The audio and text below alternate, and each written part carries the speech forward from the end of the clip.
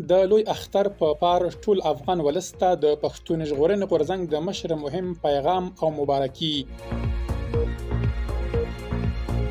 د اختر خوشحالي پیل شوې، خو د ځینو زړونو زخمونه لا هم تازه دي.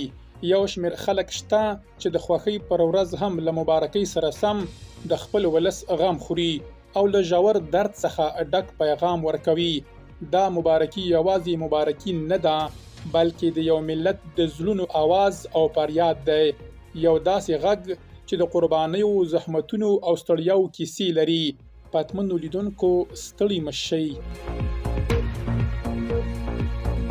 د پښتون ژغورنې غورځنګ مشر د اختر مبارکۍ پیغام کې ټولو افغانانو ته د حجونو او عبادتونو د قبولۍ دعا کړې ده. همدارنګه منظور احمد پښتون د محکوم ملت سپېڅلو شهیدانو او د یاد غورځنګ د بندي ملګرو کورنیو ته د اختر ځانګړې مبارکي ویلې ده. دوی د ولس پر سر ننګ کړی او لا هم کورنۍ زحمتونه او خواشیني تیروي.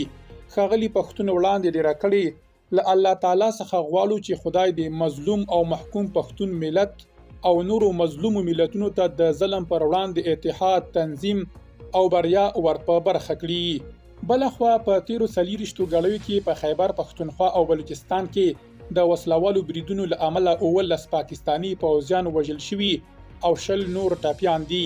د پېښور ولسوالۍ په حسن خیلو سیمه کې د پوځي لارۍ او وښتو له امله یو پاکستانی پوځي مړ شوی او 19 ټپیان دي.